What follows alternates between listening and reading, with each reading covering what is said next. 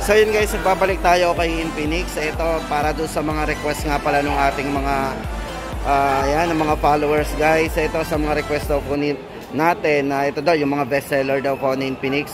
Iisa-isahin po natin. Ito yan, mga nakahilera pang yan. Yan guys lang yung mga bestseller talaga ni Infinix ngayon. Syempre guys, unahin natin doon sa pinaka budget phone. Paano ba natin na magiging hindi bestseller to si Smart 7? Ito. Kasi napakamura nito eh. Ito yung pinaka budget phone ngayon. 3,499 lang to. Kasi dito, naka 64 gig na tayo. Yan. Original RAM po nito is 4 gig RAM. Mataas na rin yun. Then, meron siyang extended RAM na 3. Kaya naging 7 yan.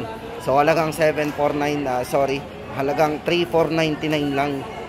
Napakamura. 3,499. Meron na kayong 64 gig na smartphone. So, ito guys, para doon sa kanyang specs. Yan. Naka super enduring smooth yan.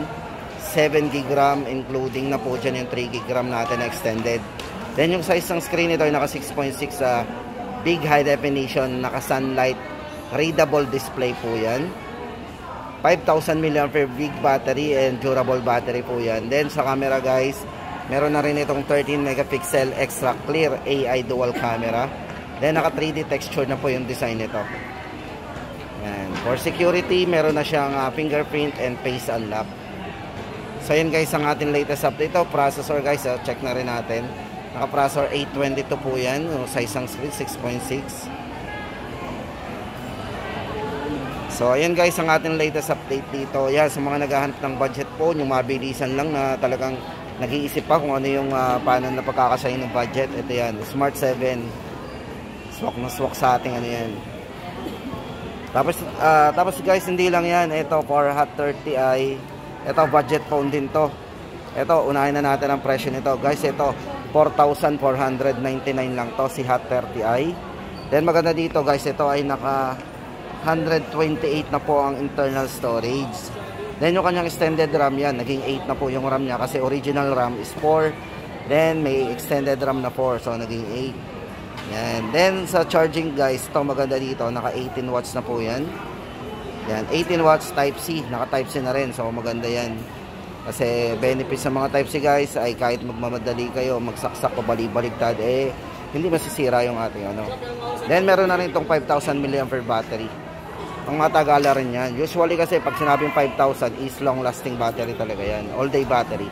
Then guys, Hot 30i 4,499. At para doon sa mga specs guys, silipin natin sa likod. Yan. So maganda pala dito guys, so naka 90 Hz na rin yung refresh rate ng screen nito. So ibig sabihin niyan, smooth pagka magbabrowse tayo dyan. At syempre naka octa-core gaming processor yan. So sa mga mahilig mag selfie guys, meron siyang 8 megapixel selfie camera, portrait photography. Yan. So meron na rin siyang fingerprint, side mounted fingerprint sensor. Nasa side po yung ano niyan, unlock yan. So, price update natin, 4,499. Hot 30i. At syempre guys, ito pa, budget phone din to na may mataas na RAM. Ito, si Hot 30 Play. 128 lang po yan ha. 128 gig na. Tapos, naka 16 gig RAM pa yan. Ang taas ng RAM nito. Taas ng RAM ha. Para sa mga mid-range ang RAM nito ha. Then, meron na rin siyang NFC.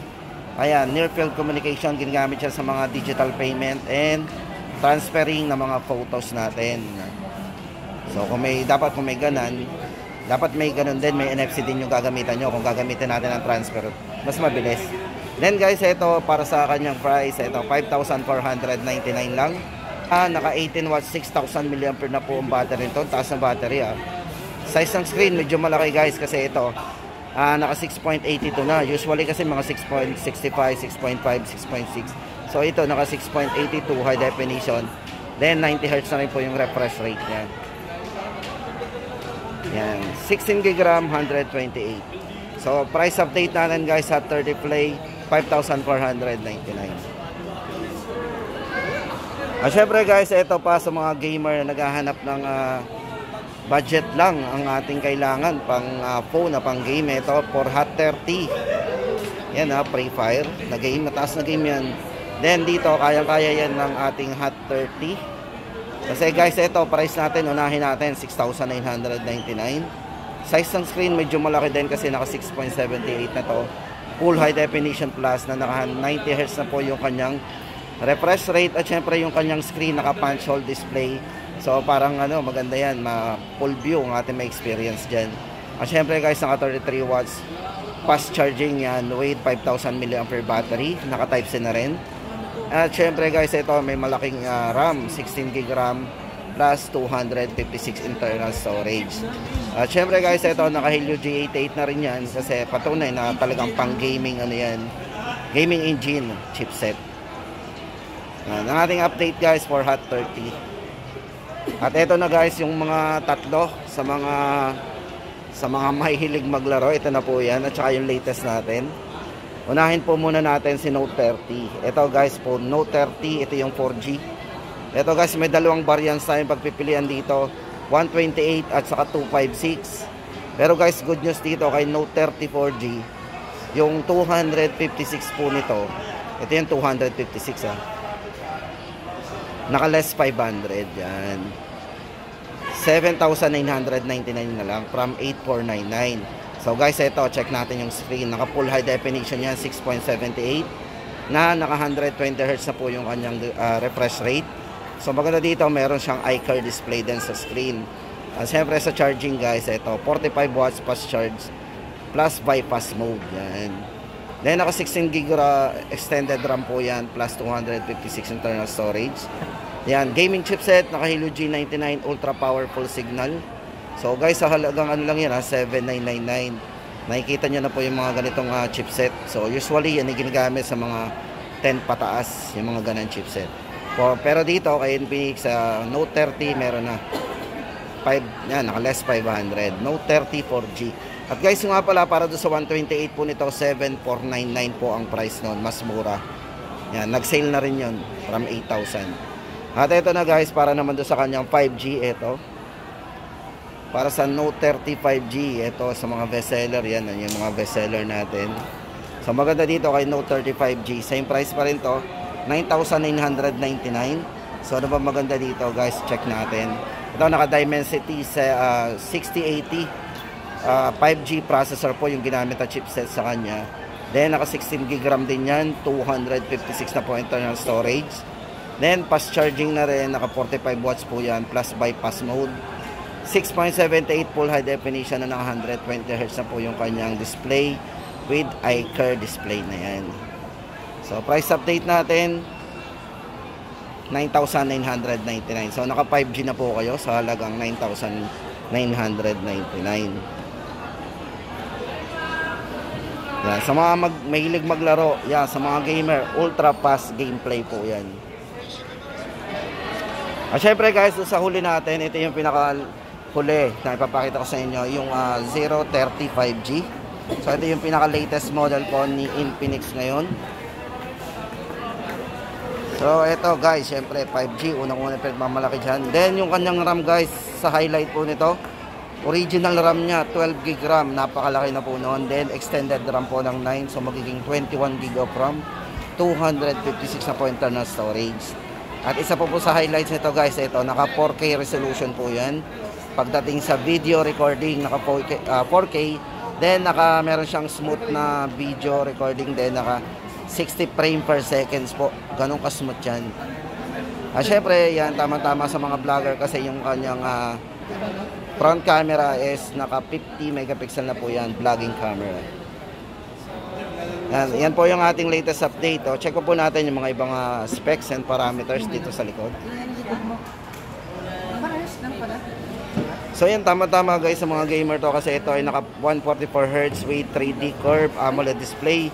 So napaka-smooth niya pag maglalaro tayo. Then yung kanyang camera, yung rear camera niya is naka 108 megapixel ultra clear camera. Siyempre meron siyang optical image stabilization na rin. Then sa charging is naka 68 watts supercharged na yan with 5,000 mAh long lasting battery. Yan. So yan guys ang ating latest update sa mga bestseller po ni Infinix ngayon. So yan, ang pinakahuling lumabas si 030 5G. Syempre guys, sama na rin natin yung mga naka-markdown price po nila. Ito, silipin na lang natin dito. para sa mga naghahanap ng Hot 20 Play guys, ito 4,999 na lang po yan. Ito ay naka 128 gig na rin po ng ano, internal storage. So yes, silipin na lang natin. Ito naka 6,000 mAh battery na rin yan. So 4,999. At para naman dito guys, for Hot 20, ito yung mas naka-sale na rin for Hot 20 guys, sa mga naghahanap pa ng Hot 20. Ito maganda dito, naka 13 GB RAM yan, G85 na rin po yung kanyang chipset.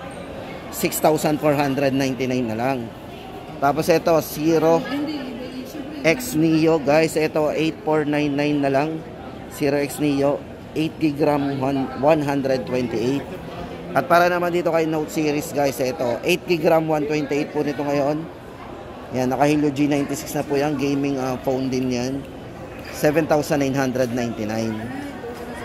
Kung 256 naman po ay 9,000 po ang magiging presyo nyon, 8,999. At yan guys, ang ating latest update ngayon, October 29, 2023. Yan, doon sa mga sale at syempre guys, sa mga bestseller ni Infinix. Yan po yung mga hilera ng mga bestseller nila.